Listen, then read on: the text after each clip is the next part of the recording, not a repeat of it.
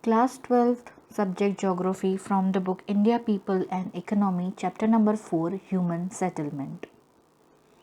Settlement vary in size and type. They range from a hamlet to metropolitan cities.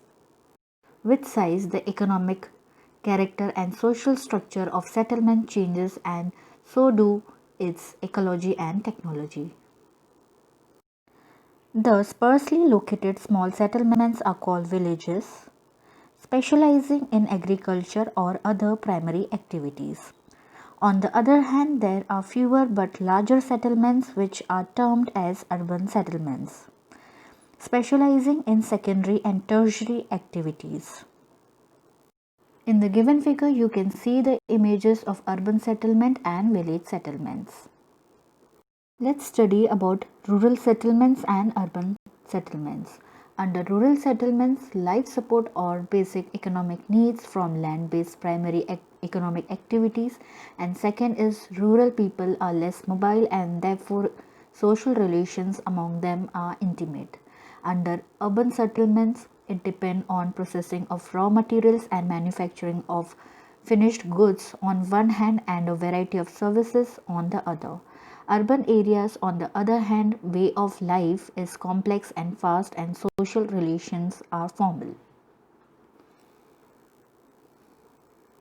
Children cities act as nodes of economic growth, provide goods and services not only to urban dwellers but also to the people of the rural settlements in their hinterlands in return for goods and raw materials.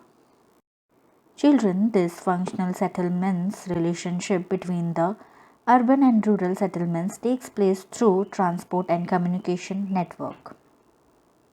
In the given image, you can see the rural India is shopping online and the transport system all India logistics services and connecting rural and remote areas communication system. Types of rural settlement. Types of settlement are determined by the extent of the built-up area and inter-house distance. In India, compact or clustered village of few hundred houses is a rather universal feature, particularly in the northern plains. Let's study about different types of rural settlements in India. They are physical features, nature of terrain, attitude, climate and availability of water. And second is rural and ethnic factors, social structure, caste and religion. And the third is security factors, defense against the thefts and robberies. Rural settlements in India can broadly be put into four types. The first one is clustered settlements. The clustered rural settlements is a compact or closely built up area of houses. In this type of villages, the general living area is distinct and separated from the surrounding farms, barns and pastures. The closely built up area and its intervening streets present some recognizable pattern or geometric shape such as triangular, radial, linear, etc. Semi-clustered settlements. Semi-cluster or fragmented settlements may result from tendency of cluster in a restricted area of dispersed settlement, more segregation or fragmentation of a large compact village. In this case, one or more section of a village society choose or is focused to live a little away from the main cluster village. Hamleted settlement. Sometimes settlement is fragmented into several units physically separated from each other bearing a common name. These units are locally called Panna, Para, Pali, Nagla, Dhani, etc. in various parts of country. In the given image, you can see the overview of Dhani village. In the next image, you can see hamleted settlements. Children, hamleted settlements villages usually are very small villages. Dispersed settlements. Dispersed or isolated settlements pattern in India appears in the form of isolated huts or hamlets of few huts in remote jungles or small hills with farms or pastures on the slopes. The next comes urban settlements. Unlike rural settlements, urban settlements are generally compact and larger in size. They are engaged in a variety of non-agriculture, economic and administrative functions. Cities are functionally linked to rural areas around them. Thus, exchange of goods and services is performed sometimes directly and sometimes through a series of market towns and cities. Thus, cities are connected directly as well as indirectly with the villages and also with each other. Evolution of towns in India. Towns flourished since prehistoric times in India. Even at the time of Indus Valley civilization, towns like Harappa and Mohenjo-daro were in existence. On the basis of their evolution in different periods, Indian towns are classified as ancient towns, medieval towns, and modern towns. Ancient towns. There are a number of towns in India having historical backgrounds spanning over 2000 years, most of them developed as religious and cultural centers. Children, Varanasi is one of the important towns among these. Prayag, Pataliputra, that is Patna, Madurai are some other examples of ancient towns in the country. Next is medieval towns. About 100 of the existing towns have their roots in the medieval period. Most of them developed as headquarters of principalities and kingdoms. Children, these are fort towns which came up on the ruins of ancient towns. Important among them are Delhi, Hyderabad, Jaipur, Lucknow, Agra and Nagpur. Modern towns. The British and the other Europeans have developed a number of towns in India.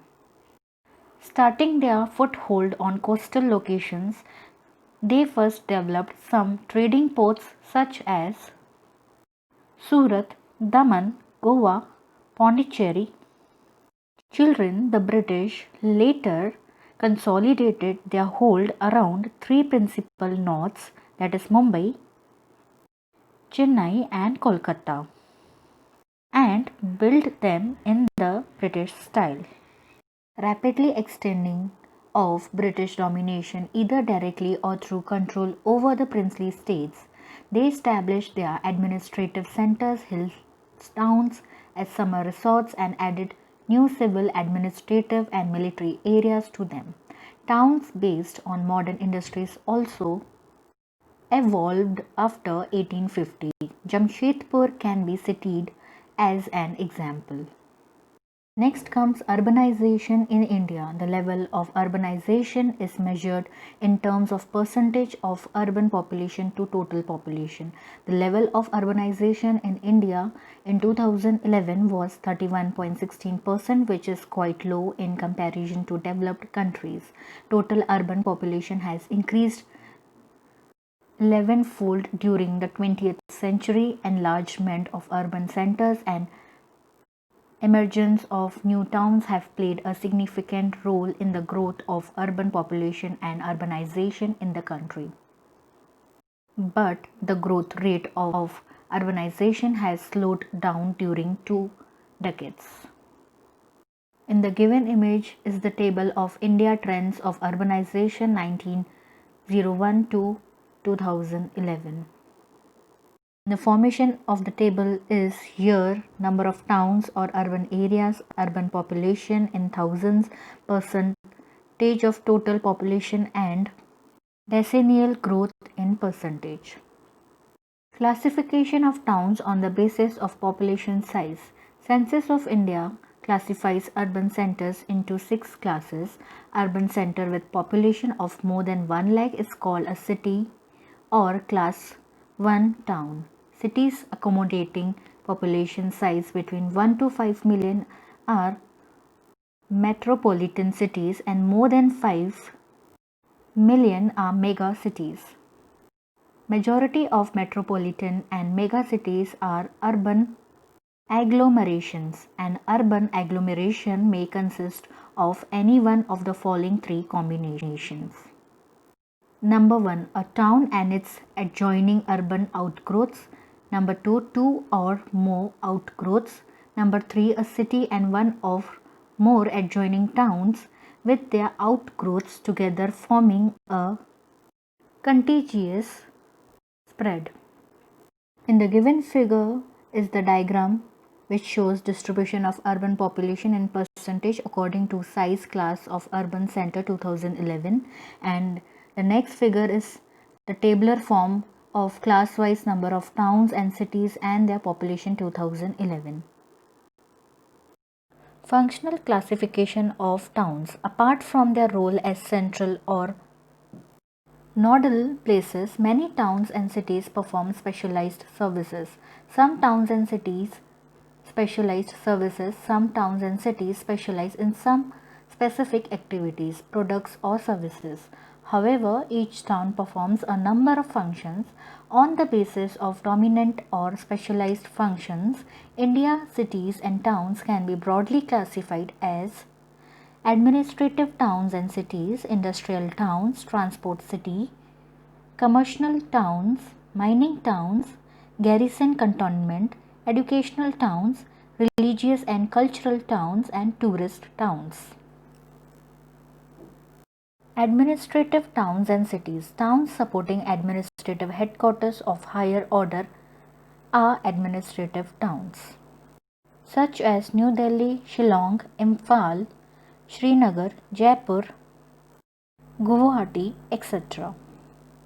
Next is industrial towns. Industries constitute prime motive force for these cities, such as Mumbai, Salem, Coimbatore, Jamshedpur, etc. Transport cities. They may be ports primarily engaged in export and import activities, such as Vishakhapatnam, Kozhikode, etc., or hubs of inland transport such as Mughalsarai, Katni, etc. Next is commercial towns. Towns and cities specializing in trade and commerce are kept in this class, such as Kolkata, Saharanpur, Satna, etc. are some examples. Smart Cities Mission. The objective of the Smart Cities Mission is to promote cities that provide core infrastructure, a clean and sustainable environment, and give a decent quality of life to its citizens. One of the features of the smart city is to apply smart solutions to infrastructure and services in order to make them better. For example, making areas less vulnerable to disasters, using fewer resources, and providing cheaper services. The focus is on sustainable and inclusive development, and the idea is to look at compact areas, create a replicable model which will act like a lighthouse to other aspiring cities. Mining towns. These towns have developed in mineral-rich areas, such as Raniganj, Jharia and Bokaro, Akhaleshwar, Singrauli, etc. Garrison cantonment towns. These towns emerged as garrison towns such as Ambala, Jalandhar, Mau, Babina, Udhampur, etc.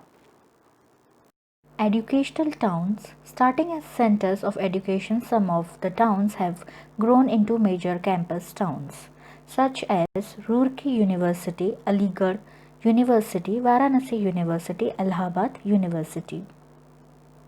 Religious and cultural towns are Varanasi, Kurukshetra, the holy sites of Mathura, Tirumala Tirupati Balaji Temple, etc. came to prominence due to their religious cultural significance.